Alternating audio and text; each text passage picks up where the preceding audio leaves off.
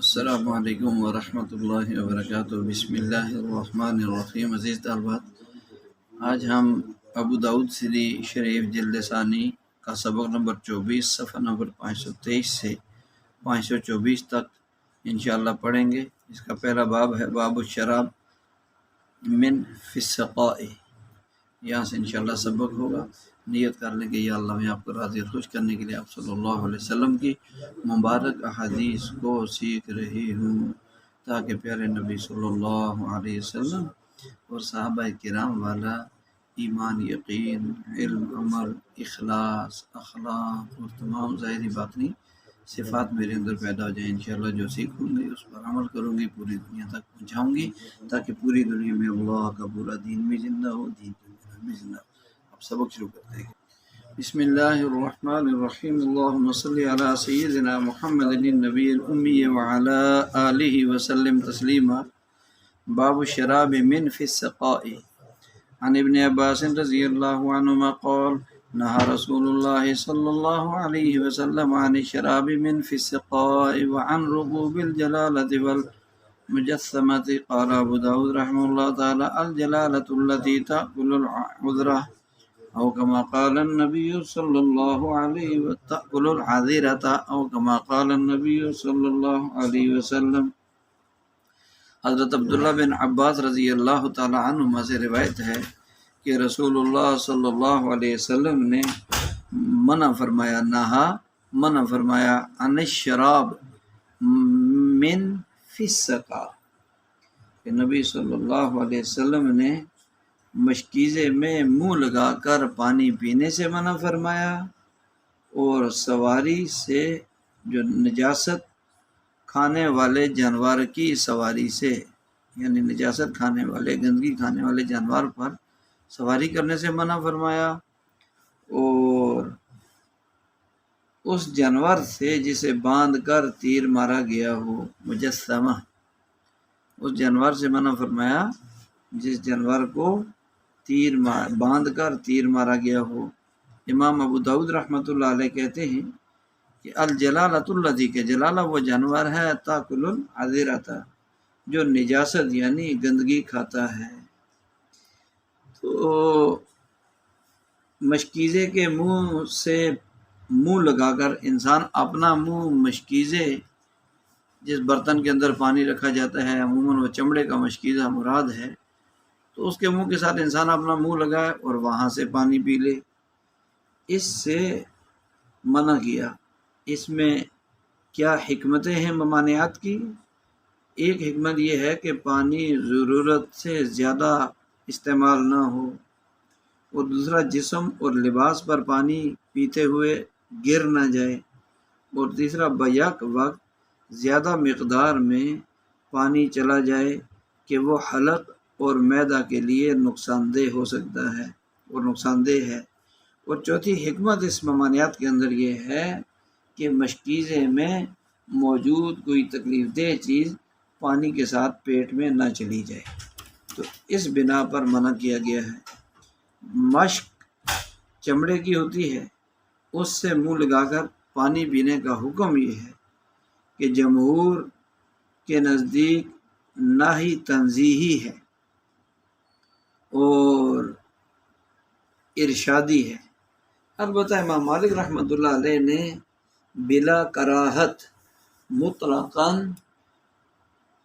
مشک کے منہ کے ساتھ پانی لینے کے جائز ہونے کو پسند کیا ہے، اختیار فرمایا ہے۔ اگلے باب میں روایات آ رہی ہیں جن میں اجازت اور اباحت کا حکم بھی آ رہا ہے، ذکر ہے۔ اس لیے دوام اور عادت نہیں ہونی چاہیے، کسی وقت ضرورت کے وقت، مجبوری کے وقت میں اس سے منہ لگا کر پینا درست ہے۔ اس طرح کرنے سے دونوں احادیث پر عمل ہوتا رہے گا، ممانعات والی حدیث پر بھی اور جواز والی حدیث پر بھی۔ آگے جو جلالہ، اس سے مراد جو ہے وہ یہ سوار ہونا جائز بھی ہے، دوسرے ابواب میں ہے۔ جلالہ کس کو کہتے ہیں؟ جلالہ وہ چوپایا اور جانور جو گندگی اور نجاستیں کھانے کا عادی ہو گیا ہو، اور اس نجاست اور گندگی کھانے کا اثر اس جانور کے گوشت اور دودھ اور پسینے اور ذائقے وغیرہ میں بھی واضح ہو چکا ہو، اس کو جلالہ کہتے ہیں۔ ابن حزم رحمۃ اللہ علیہ کہتے ہیں کہ جلالہ صرف چوپایوں میں ہوتا ہے، اگرچہ اس قول میں کمزوری واضح ہے کہ مرغی وغیرہ غذا خراب ہونے کی وجہ سے جلالہ میں شمار ہو سکتی ہے، حالانکہ یہ 4 پاؤں والی نہیں ہے۔ جلالہ کا حکم کب ہوگا؟ یہ کہا گیا ہے کہ اگر جانور کی غذا اکثر نجس اور ناپاک ہی رہتی ہے تو وہ جلالہ کے حکم میں ہوگا۔ اگر اکثر گھاس چارہ اور چرنا وغیرہ ہوتا ہے، یعنی جنگل میں چار کر گزارا کرتے ہیں، تو پھر جلالہ نہیں ہوگا۔ اور جلالہ جانور کے کھانے کا حکم امام مالک رحمۃ اللہ علیہ کے نزدیک تو جلالہ کا کھانا مکروہ بھی نہیں ہے۔ اکثر اہل علم جلالہ کے کھانے کو مکروہ تنزیہی کہتے ہیں، یہ دوسرا قول ہے۔ اور تیسرا قول اسحاق بن راویہ رحمہ اللہ کا، وہ کہتے ہیں کہ جلالہ کے کھانے میں کوئی حرج بھی نہیں، بشرطے کہ دھو کر کھایا جائے۔ حسن بصری رحمۃ اللہ علیہ بھی اس کے کھانے میں کوئی حرج محسوس نہیں کرتے۔ البتہ احناف اور شوافع اور حنابلہ کے نزدیک اس جانور کا گوشت کھانا درست نہیں ہے، یہاں تک کہ ایسے یعنی نجاست اور گندگی کھانے والے جانور کو باندھا اور روک کر صاف چارہ دیا جائے اور غذا دی جائے، پھر اطمینان ہو جائے کہ اس کے اندر سے وہ بدبو کا اثر ظاہر ہو چکا ہوگا، پھر ذبح کر کے کھانا درست ہے۔ تو جلالہ کے حبس یعنی روکے رکھنے کی مدت، گائے اگر گندگی کھانے کی عادی ہو تو 40 دن تک اس کو گھر کے اندر روک کر صاف ستھرا چارہ کھلائیں گے۔ بھیڑ اور بکری کو 7 دن اور دجاجہ یعنی مرغی کو 3 دن تک روکا جائے گا۔ جب ان کا گوشت اس روکنے اور صاف خوراک ملنے کی وجہ سے صاف ہو جاوے اور نجاست کا اثر جاتا رہے تو پھر ان جانوروں کا گوشت دودھ وغیرہ کھانے میں کوئی حرج بھی نہیں ہے۔ والمجسمہ کو مسبورہ بھی کہا جاتا ہے۔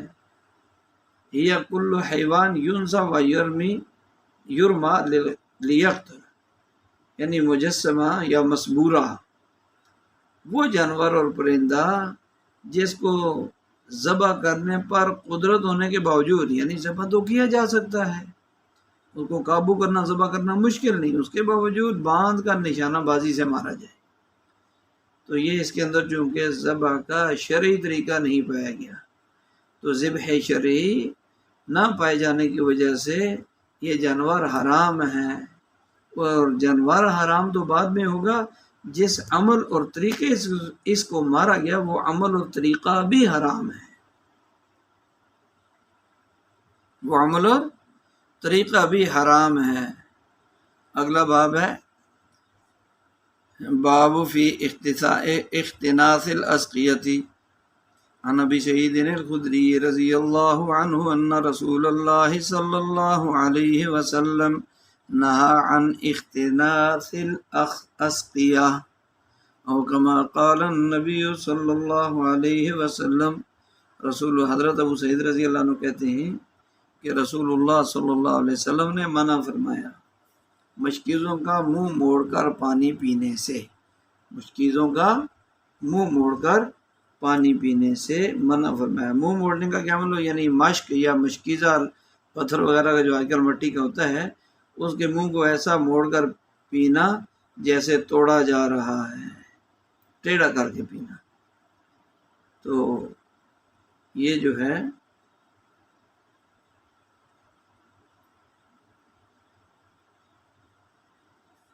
اس سے منع فرمایا گیا ہے، چاہے مشکیزہ چھوٹا ہو یا بڑا ہو۔ ایسے ہی بند بڑے برتنوں سے منہ لگا کر بھی پانی پینا منع ہے، اور پانی دیکھ کر پینا پیارے نبی کی سنت ہے۔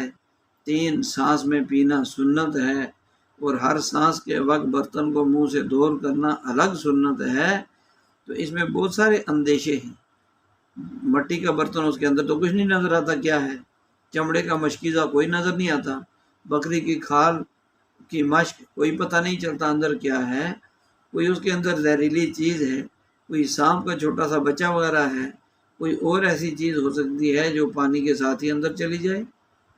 یہ بھی ممکن ہے مشکیزہ قابو سے باہر ہو کر ٹوٹ جائے، یہ بھی ممکن ہے کہ لباس اور جسم پر کپڑے مٹی وغیرہ اس کے نیچے سے لگ جائے، کپڑے گیلے ہو جائیں، اور موسم سرد ہو تو پھر تھوڑی سی ٹھنڈک بھی لگے گی، تھوڑی سی وائبریشن بھی لگے گی، کپ کپی بھی طاری ہوگی، تو لہٰذا بطور شفقت کے بھی نبی علیہ السلام نے منع فرما دیا کہ تاکہ ان کو سردیوں میں سردی بھی نہ لگے بے احتیاطی کی وجہ سے۔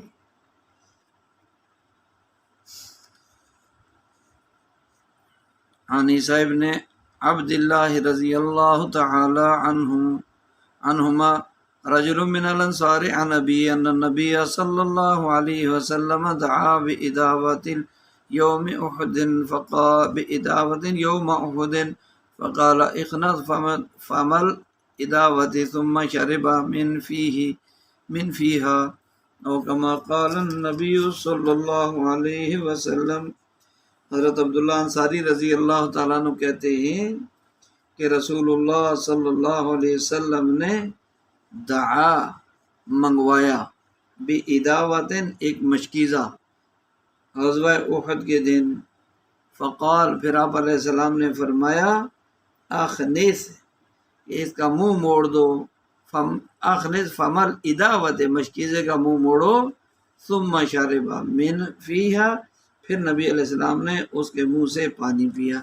بات پہلے ہو چکی ہے کہ پانی پینے کا ثبوت بھی ہے، تو کبھی کبھار ایسا بھی کر لیا جائے، لیکن پھر بھی کوئی لائٹ وغیرہ بتی جلا کر اس کے اندر اچھی طرح دیکھ کر پھر منہ لگا کر پیا جائے۔ کم از کم یہ ہے کہ اس کے اندر کوئی زہریلا کیڑا مکوڑا یا جانور ہو، اس کے زہریلے اثرات اور نقصانات سے تو بچا جا سکے۔ سنت پر عمل کرنے کے لیے اس کے ساتھ منہ لگا کر پانی بھی پی لیا۔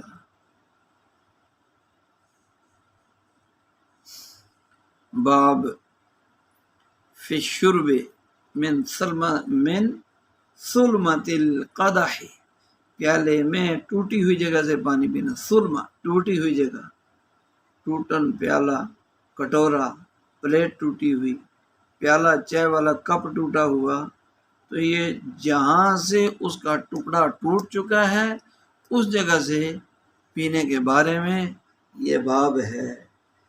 عن ابی سعید الخدری رضی اللہ عنہ انہ قال نہى رسول اللہ صلی اللہ علیہ وسلم عن الشرب من ثلمۃ القدح وان ينفخ في الشراب او كما قال عن النبی صلی اللہ علیہ وسلم۔ حضرت ابو سعید خدری رضی اللہ عنہ کہتے ہیں کہ منع فرمایا رسول اللہ صلی اللہ علیہ وسلم نے پیالے کی ٹوٹی ہوئی ٹوٹن سے پانی پینے سے، ٹوٹی ہوئی جگہ سے پینے سے منع فرمایا، اور پانی پینے کی چیزوں میں پھونک مارنے سے منع فرمایا۔ پینے کی چیزوں میں پھونک مارنے سے، چاہے گرم پی ڈال لیتے ہیں پھر پھونک مار مار کے ٹھنڈی کرتے ہیں، نبی علیہ السلام نے منع فرمایا۔ ایسے ہی کسی اور چیز کو پی رہے ہیں اور اس میں پھونک رہے ہیں تو پھونک مارنے سے منع فرمایا۔ اگر ٹھنڈا کرنا مقصود ہے تو کسی برتن میں جھلکا لگا کر ٹھنڈا کر دیا جائے، پنکھے کے نیچے رکھ لے، تھوڑا سا صبر کر دیا جائے، لیکن پھونک نہ ماری جائے۔ تو یہ مشروبات، گرم دودھ، گرم چائے میں پھونک مارنے سے نبی علیہ السلام نے منع فرمایا۔ اس میں تمام پی جانے والی چیزیں مراد ہیں۔ اس کی طبعی وجہ تو یہ ہے کہ بسا اوقات پھونک کے ساتھ تھوک بھی چلی جاتی ہے، جس کا شرکائے مجلس اپنے آپ کو جو ہے وہ بھی گھن آتی ہے، اور مجلس میں شریک دیگر لوگوں کو بھی یہ عمل اچھا نہیں لگتا۔ طبیعتیں مختلف ہوتی ہیں، اور کسی کی طبیعت پر اثر منفی پڑ جائے تو نقصان ہے، اور ایک طبی وجہ یہ بھی ہے کہ پھونک کے ذریعے اندر سے بخارات خارج ہوتے ہیں انسان کے اپنے اندر سے، منہ سے، جو مضر یعنی نقصان دہ اور زہریلے ہوتے ہیں، وہ اس میں چلے جاتے ہیں۔ جس چیز کو پینا ہے تو پھر دوبارہ پھر وہ بخارات اپنے ہی اندر چلے گئے۔ اسی طرح جو ہے وہ اس بھی اطباء حکماء نے یعنی طبیب لوگوں نے وضاحت کی ہے، اگر کھانا پینا گرم ہو تو صبر سے کام لے لینا چاہیے تاکہ ٹھنڈا ہو جائے، ایسا نہ ہو کہ بیمار کر کے آپ کو ٹھنڈا کر دے۔ ایک ہے خود ٹھنڈا ہو جانا، ایک ہے چیز کی ٹھنڈک کو محسوس کرنا۔ تو کوشش ہمیں یہ کرنی چاہیے کہ خود ٹھنڈا ہونے کی بجائے چیز کو ہی ٹھنڈا کر لینا چاہیے۔ اگلا باب ہے باب فی الشرب فی آنیت الذہب والفضہ، سونے اور چاندی کے برتنوں میں جو ہے وہ پینے کے بارے میں یہ باب ہے۔ عن ابن ابی لیلہ قال کان حذیفہ رضی اللہ تعالی عنہ بالمدائن فاستسقى فأتاه داقان بإناء من فضة فرماه به فقال إني لم أرمه به إلا إني قد نهيته فلم ينتهي وأن رسول الله صلى الله عليه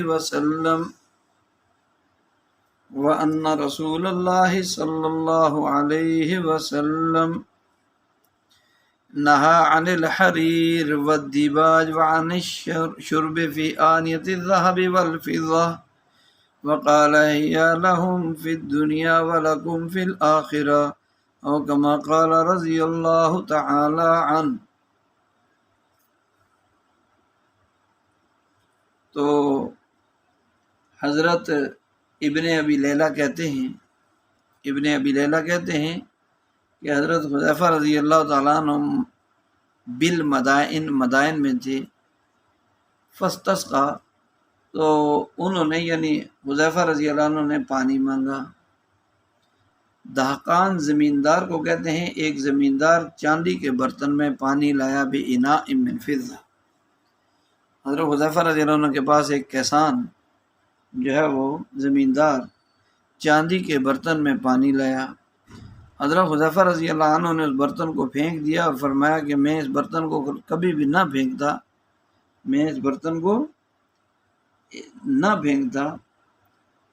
کہ میں نے اس لیے پھینکا ہے، نہیں پھینکا، لم ارمے، میں نے اس برتن کو نہیں پھینکا مگر یہ اس وجہ سے کہ میں اس کو منع کر چکا ہوں، لیکن یہ آدمی اس سے باز نہیں آیا اس کے استعمال سے۔ حالانکہ رسول اللہ صلی اللہ علیہ وسلم نے منع فرمایا ہے ریشم اور دیباج پہننے سے اور سونے چاندی کے برتنوں میں پینے سے منع فرمایا ہے، اور فرمایا حضرت حذیفہ رضی اللہ عنہ نے یا لہم فی الدنیا، لہم سے مراد للکفار للکافرین، فرمایا یہ ان کے لیے یعنی کافروں کے لیے دنیا میں ہے سونا چاندی ریشم، وَلَكُمْ فِي الْآخِرَةِ، اور تمہارے لیے آخرت میں ہے۔ تو یہ جو پانی پلانے والا تھا دہقان، بخاری شریف میں بھی اس کا فسقہ مجوسیٌ کے ساتھ آتا ہے وہاں کہ یہ ذمی کافر تھا جو بار بار سمجھانے کے باوجود باز نہیں آیا۔ تو زجر کے طور پر یعنی تنبیہ اور نصیحت کے طور پر حضرت حذیفہ رضی اللہ عنہ نے برتن کو پھینک دیا، توڑا اس لیے نہیں کہ وہ برتن ذمی کا تھا ورنہ توڑ دیتے اس کو، اس لیے اس کو پھینکا ہے، توڑا نہیں، یعنی تنبیہ بھی کر دی، اس کا نقصان بھی بچا دیا۔ تو سونے چاندی کے برتنوں کا حکم علامہ موفق ابن قدامہ نے کہا کہ ائمہ اربعہ کے نزدیک سونے چاندی کے برتنوں میں کھانا پینا مرد اور عورت ہر ایک کے لیے ناجائز ہے، اور امام داؤد ظاہری نے سونے چاندی کے برتنوں میں کھانے پینے کے جائز ہونے کا قول اختیار کیا ہے۔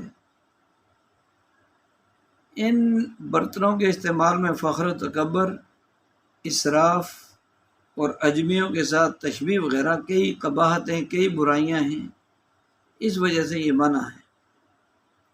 ایسا برتن جس پر سونے چاندی کی جڑائی ہو، پکڑنے، ہاتھ میں پکڑنے یا منہ لگانے کی جگہ پر چاندی نہ ہو، تو امام ابو حنیفہ رحمہ اللہ کے نزدیک اس برتن کا استعمال درست ہے۔ اسی طرح چارپائی، کرسی وغیرہ اگر بیٹھنے کی جگہ سونے چاندی کی نہ ہو تو پھر استعمال کی اجازت ہے۔ امام ابو حنیفہ رحمۃ اللہ علیہ کے نزدیک صاحبین رحمہ اللہ انہیں بھی مکروہ ہی کہتے ہیں کہ جن کے ساتھ بے شک کرسی چارپائی پر بیٹھنے لیٹنے کی جگہ پر چاندی سونا نہ ہو اور برتنوں میں پکڑنے اور منہ لگانے کی جگہ پر نہ ہو، پھر بھی منع ہی ہے۔ ریشم جو ہے نہا عن الحریر، ریشم کی کئی اقسام ہیں، یہ عن الحریر والدیباج۔ تو ریشم کے لیے لفظ حریر، استبرق، سندس، دیباج وغیرہ کے الفاظ بولے جاتے ہیں۔ حریر سب سے زیادہ ریشم کے لیے استعمال ہوتا ہے اور یہ سب کو شامل ہے، ریشم کی تمام قسموں کو۔ استبرق باریک قسم کا جو ریشم ہوتا ہے اس کے لیے، اور سندس موٹے قسم کے ریشم کے لیے بولا یا استعمال کیا جاتا ہے۔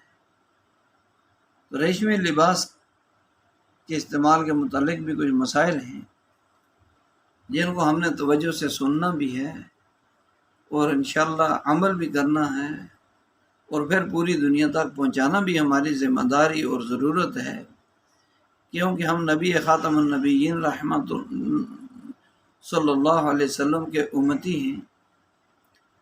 آپ علیہ السلام کی امت کے لیے جو ہے قرآن حدیث کے پاکیزہ علوم یہ بڑا قیمتی سرمایہ ہے اور یہ امانت ہیں، اور سیکھنے والوں کے لیے ضروری ہے کہ وہ ان علوم، پاکیزہ علوم کو سیکھیں ہی اس لیے کہ ان پر اپنی ذات سے پورے یقین کے ساتھ دنیا آخرت میں ملنے والی کامیابیوں کے اوپر یقین کے ساتھ عمل بھی کرنا ہے اور دوسروں تک پہنچانا بھی ہے۔ تو خالص ریشم جسے حدیث پاک میں حریر مصمت کہا گیا ہے، بالاتفاق تمام ائمہ کے مردوں کے لیے حرام اور منع ہے۔ اضطراری بیماری اور مجبوری کی حالت میں ائمہ اربعہ کے نزدیک جائز ہے۔ اضطرار یہ ہے کہ کوئی ایسی بیماری، کسی کو خارش ہے اور اس ریشم وغیرہ کے پہننے کے علاوہ اور کسی چیز سے اس کو اس خارش یا بیماری میں افاقہ نہیں ہوتا، اطمینان چین نہیں ہو سکتا، اور اس کے پہننے سے اس کو افاقہ ہونے کا یقین ہو، تو یہ حالت اضطراری یا حالت مجبوری ہے، اس میں پہن سکتا ہے۔ چاروں ائمہ کرام کا اتفاق ہے کہ اس کا استعمال جائز ہے اس صورت میں۔ دوسری چیز میدان جنگ ہے۔ میدان جہاد میں امام شافعی، امام احمد اور صاحبین رحمہم اللہ کے نزدیک مکمل خالص ریشم پہننا جائز ہے، کیونکہ تلوار کے مقابلے میں پہلے لڑائیاں تلوار سے ہوتی تھی، تو تلوار کے مقابلے میں یہ گویا کہ آج کل جیسے لباس ہے گولی پروف، ایسے یہ پروف اور آڑ کا فائدہ دیتے ہیں، اس کے اوپر سے پھسل کے گولی چلی جاتی ہے، لگتی نہیں ہے۔ اور تلوار جو اس کے اوپر چلائی جائے تلوار پھسل جاتی ہے، گولی تو خیر نہیں پھسلے گی، تلوار، اس لیے وہ فرماتے ہیں کہ پہننا جائز ہے۔ البتہ امام ابو حنیفہ اور امام مالک رحمہ اللہ کے نزدیک ایسی حالت میں بالکل خالص ریشم نہیں بلکہ ملاوٹ والا ریشم استعمال کیا جائے، چاہے ریشم غالب ہی کیوں نہ ہو، یعنی زیادہ مقدار ریشم کی ہے اس کپڑے میں، کم مقدار دوسری ہے، تو لیکن بالکل خالص سے بچنا ہی بہتر ہے۔ اور تیسرا یہ ہے کہ ایسا کپڑا جس کا تانا اور طول یعنی لمبائی ریشم کا ہو اور بانا اور اس کا عرض یعنی چوڑائی سوتی ہو، تو اس کپڑے کا استعمال کرنا بھی جائز نہیں ہے، اس لیے کہ قاعدہ ہے للاکثر حکم الکل، کہ چونکہ اکثر ریشم ہے تو اکثر کے لیے کل کا حکم ہوتا ہے کہ مکمل سوٹ ہی ریشم کے زمرے میں ہی آئے گا۔ اور ریشمی بچھونا یعنی نیچے چادر بچھونا، فرش پر کوئی بچھانا بڑا تکیہ، اور وہ دوسرا گاؤ تکیہ، بستر، یہ امام ابو حنیفہ، ابن ماجشون مالکی اور بعض شوافی کے نزدیک جائز ہے، جبکہ اکثر مالکیہ، شوافی اور صاحبین کے نزدیک مردوں کے لیے ریشمی بچھونا استعمال کرنا جائز نہیں ہے۔ اور ریشم کے بنے ہوئے پردے، ریشمی پردے، یہ بذل المجہود کی عبارت سے معلوم ہوتا ہے کہ پردوں کا حکم بھی بستر بچھونے جیسا ہی ہے۔ بہرحال ریشم کا پہننا بالاجماع مردوں کے لیے جائز نہیں، اور پہننے کے علاوہ دیگر استعمال میں امام ابو حنیفہ رحمہ اللہ کے نزدیک کوئی حرج نہیں کہ بستر تکیہ پردے وغیرہ میں استعمال ہو، اس پر بیٹھیں سوئیں، جبکہ صاحبین اس کو بھی مکروہ تحریمی ہی فرماتے ہیں۔ تو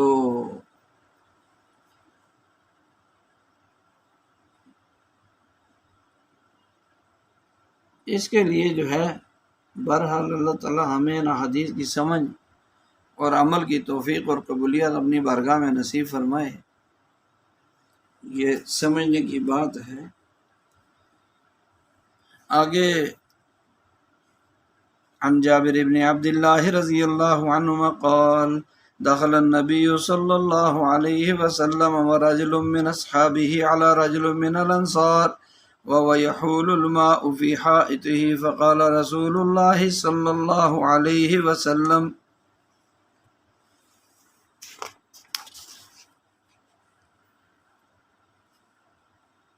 فقال رسول ان عندك ماء مات هذه الليلة في شن وإلا ترعنا قال بلى عندي ماء بات في شن أو كما قال في شن أو كما قال النبي صلی اللہ علیہ وسلم۔ حضرت جابر بن عبداللہ رضی اللہ تعالیٰ عنہما سے روایت ہے، کہتے ہیں کہ رسول اللہ صلی اللہ علیہ وسلم تشریف لائے، داخل ہوئے، اور آپ علیہ السلام کے صحابہ میں سے ایک آدمی نبی صلی اللہ علیہ وسلم کچھ لوگ آپ کے صحابہ میں سے ایک انصاری کے پاس داخل ہوئے، وہ یحول الماء فی حائطہ، وہ اپنے باغ کو پانی دے رہا تھا، تو رسول اللہ صلی اللہ علیہ وسلم نے فرمایا کہ ان کانا عندک ماء، کہ اگر تمہارے پاس مشکیزے میں رات کا باسی پانی ہو، ماء مات هذه الليلة في شن، کہ تمہارے مشکیزے میں ایسا پانی ہو جس نے رات گزاری ہو، یہ رات گزاری ہو مشکیزے میں، یعنی رات کا باسی پانی، تو بہتر ہے، ورنہ ہم منہ لگا کر نہر سے پانی پی لیں گے۔ تو اس انصاری نے کہا کہ بلا عندی ماء، بلکہ میرے پاس پانی ہے، بات فی شن، باسی پانی اس مشکیزے میں، رات گزری ہے اس پر، ٹھیک ہے، یعنی مشکیزہ باسی پانی مشکیزے میں ہے۔ تو یہ ہے مطلب، یہ تھا کہ منہ لگا کر پانی پینا، یا ایسے ہاتھ کا چلو بھر کے پانی پینا، یا دونوں ہاتھوں سے ایسے جو ہے چلو بھر کر پانی پینا، یہ برتن کے بغیر، یہاں اس کا ذکر ہے کرے انا کا، منہ لگا کر پانی پینے کی نوبت نہیں آئی۔ یہ بھی ثابت ہوا کہ رات کا رکھا ہوا ٹھنڈا پانی نبی علیہ السلام کو پسند تھا، یعنی مٹکے وغیرہ میں، سراہی میں، مٹی کے پیالے میں رات کو پانی بھر کے رکھ دیا اور صبح کو اس کو پی لیا۔ لیکن اس میں بعض لوگ یہ کرتے ہیں کہ رات کو بھر کے رکھ دیا اور اوپر سے اس کا منہ کھلا چھوڑ دیتے ہیں، یہ کھلا چھوڑنا ٹھیک نہیں ہے، اس لیے کہ کسی بھی برتن، خالی برتن کا کھلا چھوڑنا بھی منع ہے، تو یہ تو پانی والا برتن ہے، پوری رات کھلا رہے گا، تو کھلا چھوڑنا ٹھیک نہیں ہے۔ اگر کچھ بھی نہ رکھنا ہو، ڈھکن وغیرہ، لوگوں کے ذہن میں ہوتے ہیں رات کا اوس پڑے گی تو وہ اور زیادہ ٹھنڈا اور صحت کے لیے مفید پانی ہوگا، تو ایسا نہیں ہے۔ اگر کھلا چھوڑنا ہی ہو تو پھر اس کے اوپر کوئی باریک سا جو ہے وہ کپڑا، مال کا کپڑا باندھ دیا جائے اس پر، تاکہ کوئی چیز اندر نہ جا سکے اور اوس پڑتی رہے، اوس کا اثر آئے، یا پھر اس طرح بسم اللہ پڑھ کے کوئی ایسی چیز، کوئی لکڑ وغیرہ اس پر ایسے رکھ دی جائے تاکہ وہ رات کو کھلا نہ رہے اور بغیر کراہیت پینا ممکن ہو۔ اس کی ہمیں کوشش کرنی چاہیے۔ اللہ تعالی ہمیں ان احادیث کو سیکھنے، سمجھنے، عمل کرنے اور پوری دنیا تک پہنچانے کے لیے آپ صلی اللہ علیہ وسلم اور صحابہ والی قبولیت نصیب فرمائے اور ان پر عمل کرنے کی توفیق نصیب فرمائے۔ اگلی حدیث ہے عن عبداللہ ابن ابی اوفی رضی اللہ عنہ ان النبی صلی اللہ علیہ وسلم قال ساقی القوم آخرہم شربن، کہ قوم کو پانی پلانے والا وہ سب سے آخر میں پانی پیے۔ پلانے والا کیا کرے؟ سب ساقی پلانے والے کو سب سے آخر میں پینا چاہیے، لوگوں کو پلانے والے کو سب سے آخر میں پانی پینا چاہیے۔ یہ ایک ادب سکھا دیا آپ صلی اللہ علیہ وسلم نے کہ جو آدمی کوئی چیز تقسیم کر رہا ہو، قاسم تقسیم کرنے والا، قاسمہ تقسیم کرنے والی، ساقی ساقیہ، اسے آخر میں پینا چاہیے، آخر میں جو ہے وہ پینا چاہیے۔ تو اس میں پانی پلانے کے آداب میں سے ایک ادب کا گویا کہ بیان ہے کہ تقسیم کرنے والا، پلانے والا صبر سے، قربانی ایثار سے کام لے، حرص نہ کرے، پہلے سب کو پلائے، آخر میں خود پیے، آخر میں خود پیے۔ عن انس بن مالک رضی اللہ عنہما ان النبی صلی اللہ علیہ وسلم اتی بلبن قد شیب بماء وعن یمینہ اعرابی وعن یسارہ ابو بکر رضی اللہ عنہما فشرب ثم اعطى الاعرابی وقال الایمن فالایمن او کما قال النبی صلی اللہ علیہ وسلم۔ حضرت انس بن مالک رضی اللہ عنہ سے روایت ہے کہ نبی کریم صلی اللہ علیہ وسلم کے پاس دودھ لایا گیا، اتیا بلبن قد شیبہ بماء، اس میں پانی ملایا، نبی علیہ السلام نے اس دودھ میں کیا ملایا؟ شیبہ مجہول ہے، پانی ملایا گیا تھا۔ نبی علیہ السلام کے دائیں طرف ایک دیہاتی بیٹھے ہوئے تھے رضی اللہ عنہ، اور آپ علیہ السلام کے بائیں ہاتھ مبارک کی طرف حضرت ابوبکر رضی اللہ عنہ تھے۔ تو نبی صلی اللہ علیہ وسلم نے اس پانی کو پیا۔ یہ جو کچی لسی جس کو کہتے ہیں نا، دودھ ملایا ہوا پانی، جو آم کھا کر عام طور پر لوگ پیتے ہیں، اس کے اوپر تاکہ آم کی گرمی نہ اثر کرے، وہ سنت ہے، سنت کی نیت سے پینا چاہیے۔ تو نبی علیہ السلام نے پیا، پھر وہ جو دیہاتی بیٹھے تھے ان کو وہ پانی ملا ہوا دودھ دیا، پھر فرمایا الایمن فالایمن، کیا فرمایا؟ کہ دائیں طرف والا الایمن زیادہ حقدار ہے، پھر اس کے جو دائیں ہو وہ ہے، یہ دائیں طرف ہے، اس کے بعد اس کے دائیں طرف یہ ہے، اس کے بعد یہ ہے، اس کے بعد یہ ہے، اس کے بعد یہ ہے، اس کے بعد یہاں ہے۔ یہ ہے کسی چیز کو تقسیم کرنے کا سنت طریقہ سکھا دیا آپ صلی اللہ علیہ وسلم نے۔ ہر چیز یہ دیکھ کر متاثر نہیں ہونا چاہیے کہ اس طرف تو ہمارے استاد جی، اس طرف تو ہمارے پیر صاحب، اس طرف تو فلاں بزرگ بیٹھے ہیں الٹی طرف، اور دائیں طرف تو چھوٹا سا بچہ ہے، ایک غریب آدمی ہے، غریب قوم کا بچہ ہے۔ تو یہ نہیں، نبی علیہ السلام کے طریقے میں افضلیت ہے، لہذا دائیں طرف سے دیں گے، پھر اس کے بعد پہنچتے پہنچتے بائیں طرف سے یہاں ان صاحب کے پاس چیز پہنچ جائے گی انشاءاللہ۔ عن انس بن مالک رضی اللہ عنہما ان النبی صلی اللہ علیہ وسلم کان اذا شرب تنفس ثلاثا وقال هو اهنأ وامرأ وابرأ او کما قال صلی اللہ علیہ وسلم۔ نبی کریم صلی اللہ علیہ وسلم پیتے تو 3 سانس میں پیتے۔ نبی علیہ السلام اذا جب شربا پیتے کوئی بھی چیز تو 3 سانس میں پیتے، اور فرماتے ہوا اہنا، اہنا کا مطلب ہے خوب پیاس بجھانے والا، امرا وہ ہاضمے والا، اور ابراؤ صحت بخش ہے، صحت والا، صحت کا ذریعہ بننے والا ہے۔ یعنی 3 فائدے بتا دیے حدیث میں کہ 3 سانس میں پینا یہ کیا ہے؟ ایک تو پیاس کو بجھانے والا عمل ہے، ایک ہضمے دار عمل ہے، اس سے ہضمہ اچھا ہوگا، اور صحت بخش ہے، صحت کے لیے بھی مفید ہے۔ اس لیے اللہ تعالی ہمیں اپنے نبی کریم صلی اللہ علیہ وسلم کے مبارک طریقوں اور سنتوں کو سیکھنے، سمجھنے، عمل کرنے اور پوری دنیا تک پہنچانے کے لیے آپ علیہ السلام اور صحابہ والی توفیق اور قبولیت نصیب فرمائے۔ سبحان ربک رب العزت عما یصفون وسلام علی المرسلین والحمد للہ رب العالمین۔